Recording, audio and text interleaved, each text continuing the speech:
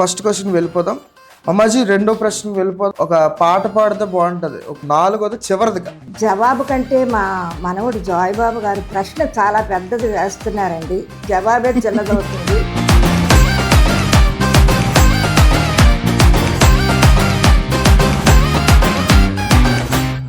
జీవితంలో చూడవలసినవన్నీ చూశారు.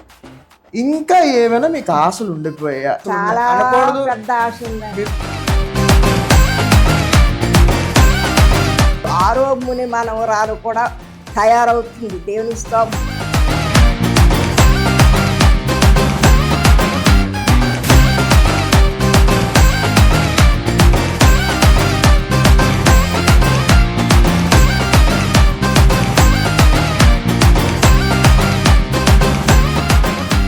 Praise the lord. షాలోమ్, మారనాథ. దేవుని మీ అందరికీ కూడా దీవించును గాక.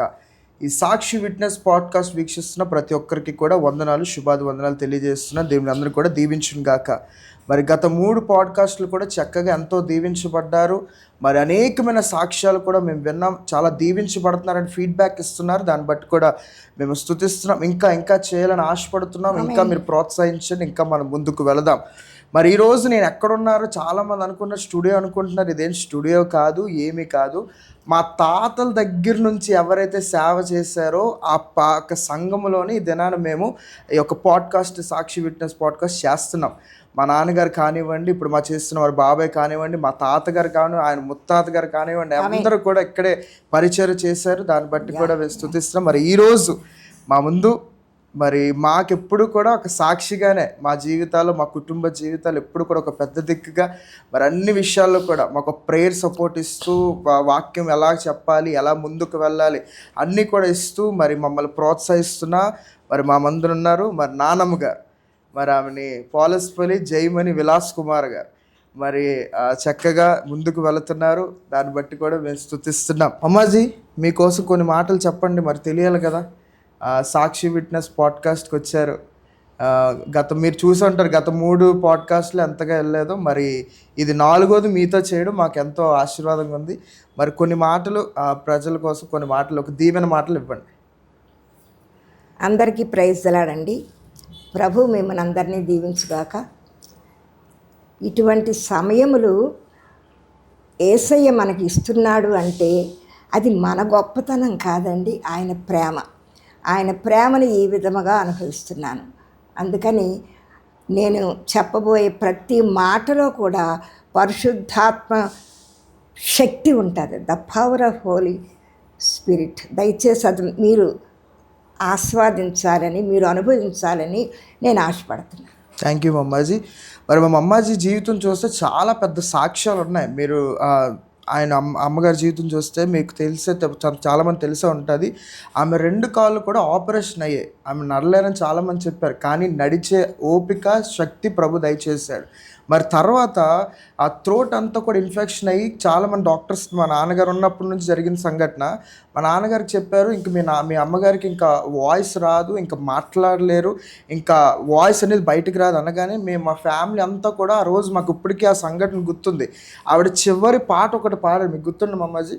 చివరి ఒక పాట పాడారు. ఇంక ఇదే లాస్ట్ అని డాక్టర్స్ అనగానే మేమందరూ కూడా ఆ దినాన్ని మేము బాధపడ్డాం. ప్రభు రాదా అనుకున్నాం.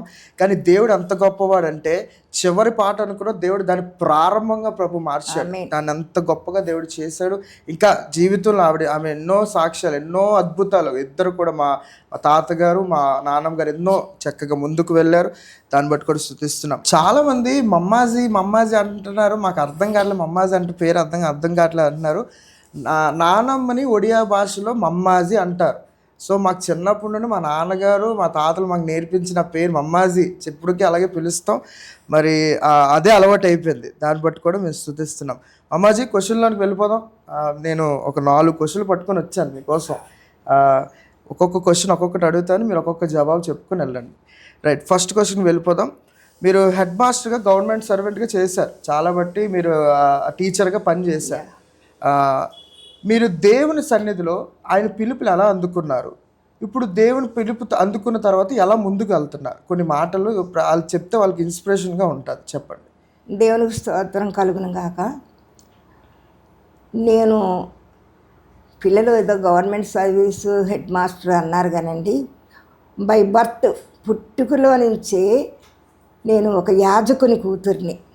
సున్నపు శామ్యూల్ గారని మా తండ్రి గారు బొబ్బిలి ఏరియా, గజపతి నగరం, విజయనగరం ఈ ఏరియాల్లో ఆయన ఒక 60 years వర్క్ చేశారు.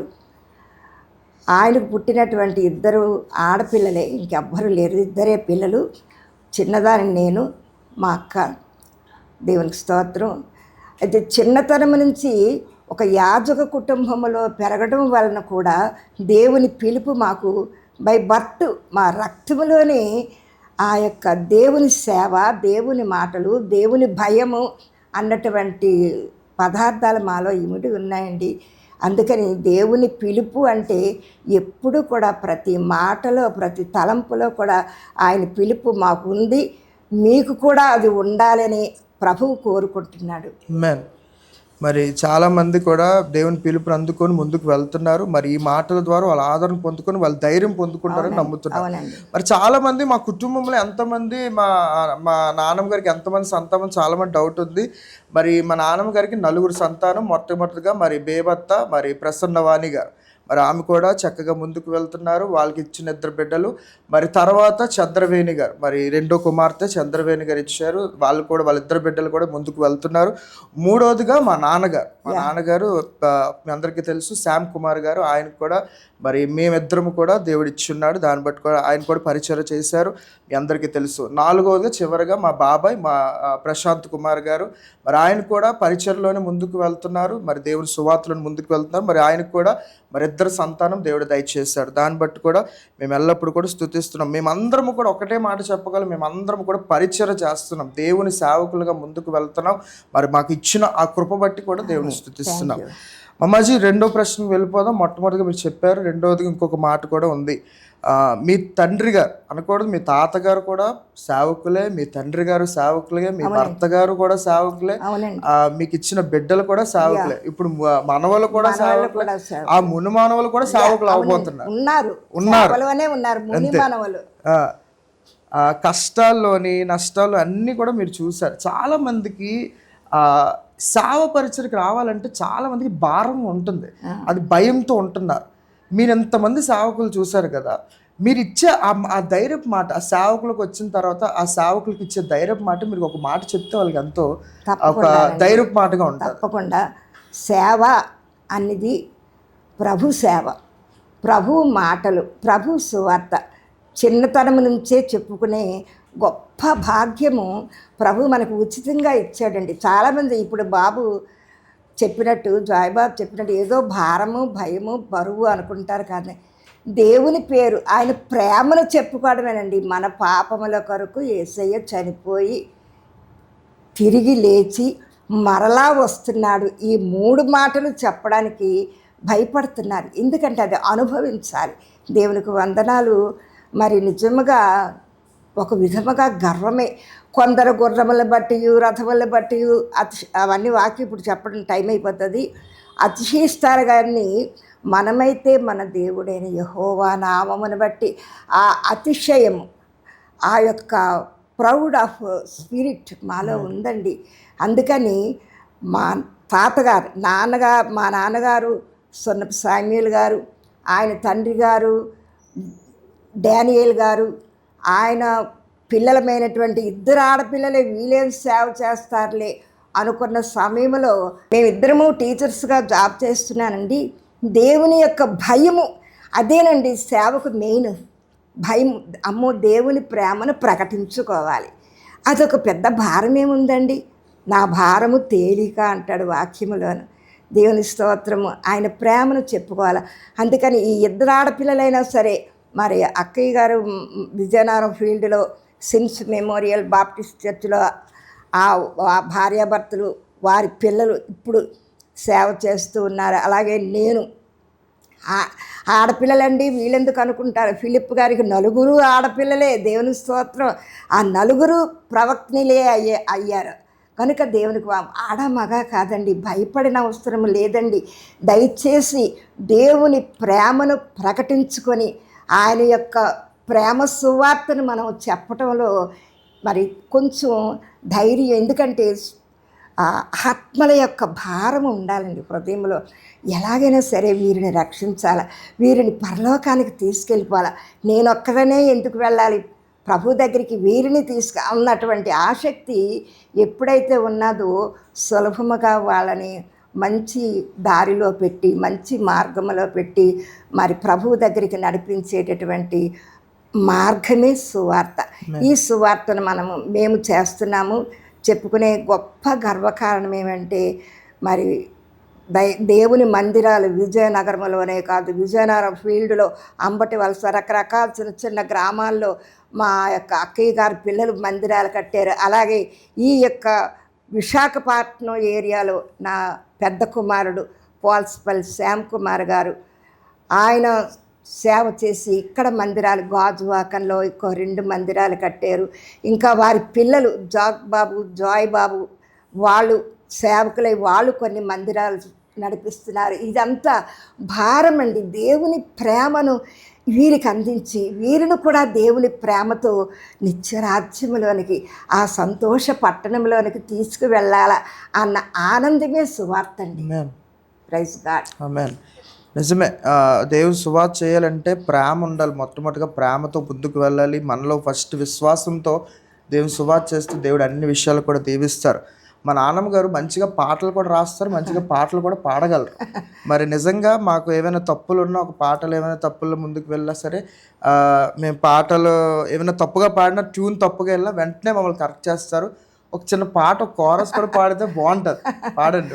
పాడండి అంటే పాటలు రావండి, అది హృదయములో నుంచి ఆ యొక్క ఆనందం రావాలి. దేవునికి వందనాలు. మమ్మాజీ, ఒక పాట పాడితే బాగుంటుంది. ఒక పాట పాడి ప్రజలకు వినిపించండి. పాడండి అన్నిటికంటే దేవుని యొక్క ఉత్సాహము ఒక్క మాట అండి. నేను పాడిన పాటలు చాలా ఉన్నాయి, రచించాను. దేవునికి స్తోత్రం. అది మా పెద్దబాబు శ్యామ్ కుమార్ గారు, ఆయన ఒక ఆల్బమ్ చేశారు. రెండోది సీడీలు కూడా ప్రింట్ చేసి మరి చాలామందికి ఇచ్చారు. ఎంతో ఇన్స్పైర్ అయ్యి ఆ పాటల్లో చాలామంది ఆనందించారు. ఇది ప్రభువు కొరకేనండి. మన గొప్పతనం అంతా మన కొరకు కాదు, ప్రభువు మహిమపరచాలి. అందులో బాబు మనవడు పాడండి, పాడతానండి. పెద్ద వయసులోను అయితే సంగీతాలు నేర్చుకున్నాం, స్టేజ్ సింగర్గా వెళ్ళాం, దేవుని కొరకే, దేవునికి స్తోత్రం. అందుకని ఒక చిన్న గ్రామీణ సాంగ్ లాగా ఉంటుంది, నాకు గుర్తు వస్తుంది. ఎన్నో చిత్రాలమ్మా, ఎన్నో చిత్రాలమ్మ మా యేసయ్య జీవపు మాటలలోన, ఎంతో విడ్డూరమమ్మ తన చల్లని తీయని పలుకులలోన, అడిగిన వారికి ఇస్తానని, వెతికిన వారికి దొరికేదనని, తట్టిన వారికి తీస్తానని చెప్పిన చల్లని మాటలు నీవే కదా. ఆకలి తీర్చే మాటలవి, దట్టిగా తీర్చే బూటలవి, ఎన్నో చిత్రాలమ్మ మన యేసయ్య జీవపు మాటలలోన, ఎంతో విడ్డూరమమ్మ తన చల్లని తీయని పలుకలలోన. ఆమేన్. దేవునికి వందనాలు. ఏదో ప్రభువుకు మహిమ, ప్రతి చిన్నదానిలో, లేచుటిలో, కూర్చుండటిలో దేవునికి మహిమ రావడానికి అండి. చర్చిలో ఎంతోమంది పాటలు పాడుతుంటారు, ఈ రచించిన పాటలు. ఇది దేవునికి మహిమ, మన బ్రతుకుటి క్రీస్తే. ఆమేన్. అది నా యొక్క మాటో, నా యొక్క అంశ. మరి చక్కగా వినిపించారు. అనేకమైన పాట, ఒక పాట పాడారు కానీ కొన్ని వందల పాటలు మీరు రాశారు. మాకు తెలుసు అనకూడదు. త్వరలో ఈ పాట కూడా మేము ఆల్బమ్ చెయ్యాలనుకుంటున్నాం. నేను కూడా ఆల్రెడీ అనుకుంటున్నాం. దేవుడు మీ ద్వారా మాట్లాడారు, దాన్ని బట్టి కూడా మేము స్తుతిస్తున్నాం. చక్కగా మొదటి 2 మాటలు కూడా చక్కగా చెప్పారు. వాళ్ళకి ఎంతో ఇన్స్పైరింగ్గా ఉంది. ఇంకొక 2 క్వశ్చన్లే, నేను పెద్ద ఇంకేమి రాసుకుని రాలేదు కానీ ఒక 2 క్వశ్చన్లే ఉన్నాయి. మూడవదిగా, మీ అందరికీ తెలుసు, మీకు కూడా తెలుసు, మా నాన్నగారు మీ పెద్ద కుమారు మరి దేవుని ప్రభు పిలుపుని అందుకుని వెళ్ళారు. చాలామంది ప్రభు పిలుపు తెలియక మరణించారు. అంటారు. మనం ప్రభు పిలుపు అంటాము. ప్రభు పిలుపుని అందుకొని దేవుని దగ్గరికి వెళ్ళారు. చాలా మందికి ఒక సందేహం ఉందండి, చాలా మందికి ఒక డౌట్ఫుల్ అండి. ఎందుకంటే ఎంతో ఇష్టమైన వ్యక్తులు ఉంటారు వాళ్ళ లైఫ్లో. అనకూడదు, నాన్నగారు మీకు ఎంత ఇష్టమో మాకు తెలుసు. పెద్ద దిక్కు అంటే నా అన్ని విషయాల్లో కూడా మీకు ముందుండే నాన్నగారు మీరు ఎంత క్లోజ్గా ఉండేవారో మాకు తెలుసు. బట్ కొన్ని మాటలు చెప్పండి. ఏం లేదు, ఇష్టపడిన వాళ్ళు ఎవరైతే దూరం అయ్యారో, ఫస్ట్ మీకు నాన్నగారు దూరం అయిన తర్వాత మీరు ఎలా ధైర్యపడ్డారు, ఎలా ముందుకు నడిచారు, దాన్ని ఎలాగ ఓవర్కమ్ చేశారు, అంటే దాని నుంచి ఎలా బయటకు వచ్చి ఇప్పుడు ఎలా వెళ్తున్నారు? దేవునికి స్తోత్రం కలుగును గాక. జవాబు కంటే మా మనవడు జాయ్బాబు గారు ప్రశ్న చాలా పెద్దది వేస్తున్నారండి, జవాబే చిన్నదవుతుంది. ఏది ఏమైనా మనము ప్రేమించిన దాన్ని మన దేవుని కంటే ఎక్కువగా ప్రేమిస్తున్నామేమో. అందుకని ఒక్కొక్కసారి మనం దేవుని ప్రేమను తెలుసుకోవడానికి నీవు ప్రేమించిన అధికముగా ప్రేమించు నీ కుమారుడు, ఆ వాక్యం ఉంది. ఇప్పుడు ఆ సబ్జెక్ట్స్ ఇవన్నీ చెప్పను. దేవునికి వందనాలు. పెద్ద బాబు అనగా శ్యామ్ కుమార్ గారు నిజమే పెద్ద కుమారుడే. వివాహం చేశాము, 2 కుమారులు ఇచ్చారు, చక్కని పరిచర్య చేస్తూ మందిరాలు కట్టారు, అనేక విదేశాలు వెళ్ళి సేవ చేశారు. ఇవన్నీ ఇంత ఎక్కడికి వెళ్ళినా అమ్మ మా మదర్ అంటూ ఎక్కువగా నన్ను ఆయన దేవుని దగ్గరికి తీసుకొచ్చేవారు. అంత ప్రేమ అండి. అయితే ఈ ప్రేమ లోక సంబంధమైనదిగా ఉండకూడదు అనేమో ప్రభు నాకు నేర్పించాడేమో. నా యొక్క ప్రతి అవసరత, ఈవెన్ ఒక గ్లాసు దగ్గర నుంచి బెడ్, ఏసీలు ఏంటి, రూమ్స్ అన్నీ ఒక్కొక్క ప్రతి అడుగులో కూడా పెద్దబాబు అన్ని అవసరతలన్నీ పెడుతుంటే అవన్నీ నేను అనుభవిస్తున్నప్పుడు అనుకుంటుంటాను, ఓహో ప్రభు దగ్గరికి వెళతాడని కాబోసి ఇన్ని పరిచర్యలు ఇంత ప్రేమను చూపించేశాడు అని అనుకుంటాను. ఏదేమైనా ఇందాక ఒక ప్రశ్న వేశాడు. ఆయన ప్రభు దగ్గరికి వెళ్ళినప్పుడు ఈ లోకములో అమ్మో నా కొడుకు చచ్చిపోయాడు, అది శరీర సంబంధమైన మాటలండి. అందుకే మనం ఆత్మలో ఎదగాలి అని నేను ఆశపడతాను, అందరికీ చెప్తాను. ఆత్మ సంబంధముగా ఉన్నప్పుడు శరీరంతో ఉన్నాం కదండి, కొంచెం బాధ ఉంటుంది. ఒకసారి నేను బాబు ప్రభు దగ్గరికి వెళ్ళారు, మరణించారు అన్న మాట నాకు ఇష్టం ఉండదండి. ఎప్పుడు మనము పాపములో చచ్చిపోయామో, పాపాన్ని అసహ్యించుకున్నామో అప్పుడే మనం చచ్చిన వారం. దేవుని స్తోత్రం. ఎప్పుడైతే దేవుని యొక్క ఆనందములో దేవుని వాక్యమును ఆనందిస్తున్నామో, దివారాత్రము దాన్ని ధ్యానిస్తున్నామో, ఆకు వాడక అన్నట్టుగా దేవుని స్తోత్రం, మన హృదయం వాడిపోదండి. బాబు ప్రభువు దగ్గరికి వెళ్ళినప్పుడు నేను ఒకసారి దుఃఖిస్తున్నప్పుడు వెంటనే ఒక స్వరము రియల్లీ నేను అది ఆలకించానండి.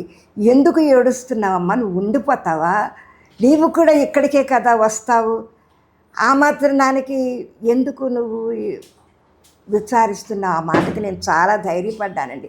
అవును, నేను కూడా బాబు దగ్గరికి వెళ్తాను, నా కుమారుడు నా దగ్గరికి రాడు, నేను అక్కడికి వెళ్తాను కనుక నేనెందుకు ఏడవాలి అన్నటువంటి గొప్ప నిబ్బరం వచ్చింది.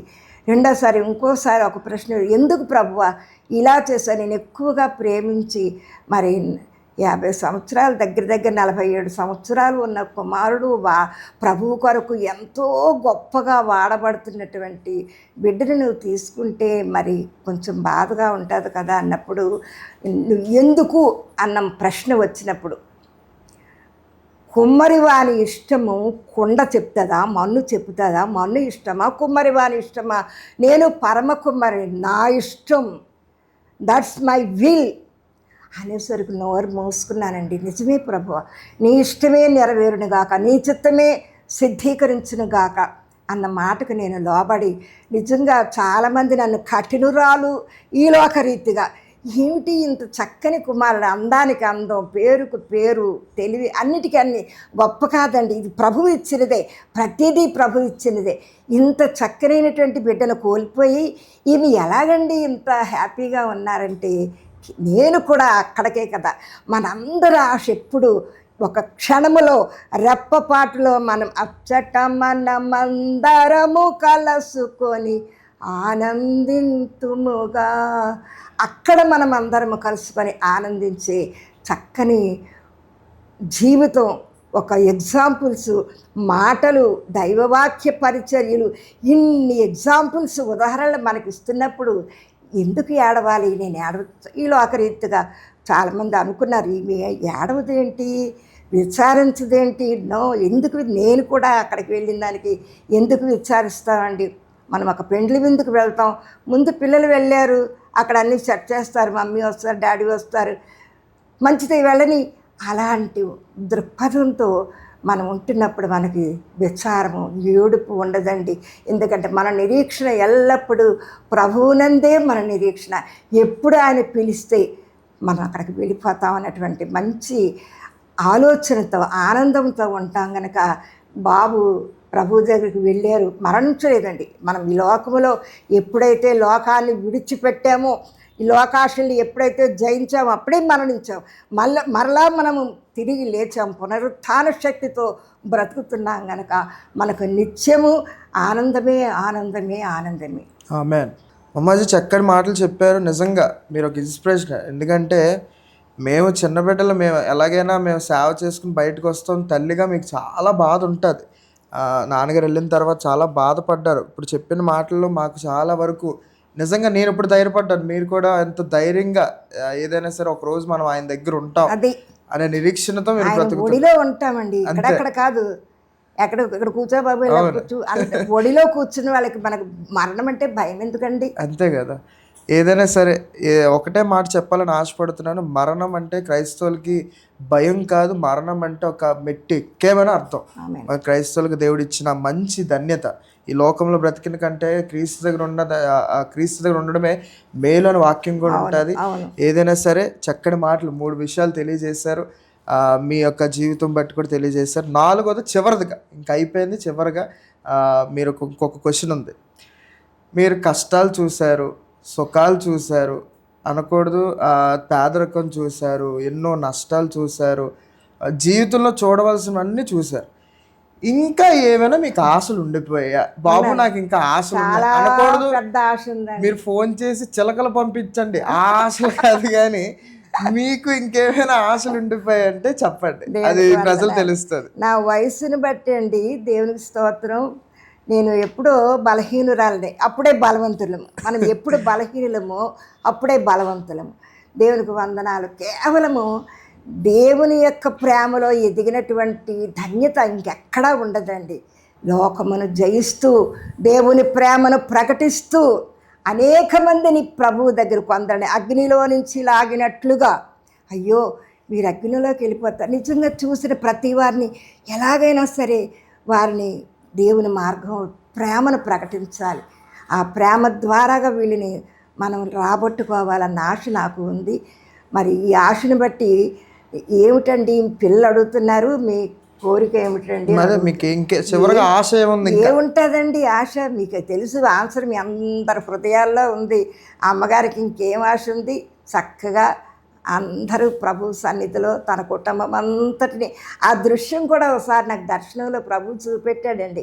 నేను పరలోకం ఎలా ఉంటుంది ప్రభువా, ఎలా ఉంటుంది అని అంటే అందరూ అక్కడ ఉన్నారు. ఓ చర్చిలో, ఒక ఫంక్షన్లో, ఒక మ్యారేజ్ ఫంక్షన్లో అందరూ కలుసుకున్నారు. అరే వాళ్ళు అక్కడ, అరే ఇక్కడ కదా, ఇలాగ అనుకుంటాం కదా. అలాగా ఆ ప్రభు సన్నిధిలో మనకి ఎవరు కావాలంటే వాళ్ళు ఎదురుగా వచ్చి, పలానా వాడు ఇంత చక్కగా దేవుని యొక్క సన్నిధిలో ఉన్నప్పుడు నేను కూడా ఒక కళలో కానీ చూశాను. ఇంకోటి కళలో, ప్రభు ఒకసారి నాకు మీదని ఆకాశం మీదకి రావాలని ఆశ ఉంది అన్నప్పుడు నేను మీదకి ఆకాశంలో నడుస్తున్నట్టుగా ఒక దర్శనం. అయితే ఈ పెద్ద వయస్సులో 82 క్రాస్ చేశానండి దేవుని మహాప్రేమ చేత. ఈ వయసులో ఎప్పుడు కూడా ప్రభు దర్శనాలతోటి, ఆ యొక్క స్వప్నాలతోటి ప్రభువులో నేను ఆనందిస్తూ ఉంటాను, సంఘంలో చెప్తూ ఉంటాను. ఇప్పుడు మీ అందరితో కలిసి పంచుకుంటున్నానంటే ఎంత గొప్ప ధన్యత అండి. అందుకని నా యొక్క ఆశ ఏమిటి అంటే, ఆ దేవుని యొక్క రాకడలు, ఆయన వస్తున్నటువంటి ఆ నీలి ఆకాశం దాటిపోదామా అనేసి పిల్లలు పాడుతుంటారు ఈ మధ్య సండే స్కూల్ పిల్లలు. అది దాటి యేసయ్య ఒడిలోనికి వెళితే అక్కడ అందరూ మనకు కావలసిన వారందరము కలుసుకొని ఎంతో దేవునిలో నిత్య ఆనందము ఆనందము ఆనందము ఎల్లప్పుడూ rejoice in the Lord, rejoice in the Lord. మరలా చెప్పుదును, దేవుని యందే ఆనందించండి. నాట్ ఓన్లీ దిస్ ప్లేస్, ఇక్కడ ఆనందించడమే కాదు, నా కోరిక ప్రభు దగ్గరకి వెళ్ళి అక్కడ అందరినీ కలుసుకొని ఆనందించాలి, ఆయనకి సాక్షిగా బ్రతకాలి. ఆ బ్రతకాలి అన్నటువంటి కోరికను మీ అందరితో పంచుకునే ఈ యొక్క సాక్షి టీవీగా పిల్లలు నన్ను కూర్చోపెట్టినందుకు నిజముగా బిడ్డలిద్దరినీ వారి పరిచర్యని దేవుడు ప్రబలముగా దీవించును గాక. మీ అందరి ప్రార్థనలు కూడా మేము కూడా మరి ప్రభు రాకడలో మన ఫ్లై ఎగిరిపోయి ఆయనతో నిత్యము ఆనందంగా ఉందామండి. ఇది నా కోరిక. దేవుడి కోరికను నెరవేర్చును గాక. ప్రార్థన చేయండి. మీ అందరి కొరకు నేను నిత్యము ప్రార్థిస్తూ ఉంటున్నాను. ఆమేన్. ఆమేన్. మంచి మాటలు చెప్పారండి. ఏదైనా సరే మీ కోరిక దేవుడు జరిగించును గాక. మరి విన్నారు కదా, ఆమె సాక్ష్యం 83లోకి వచ్చారు ఆవిడ. ఆమేన్.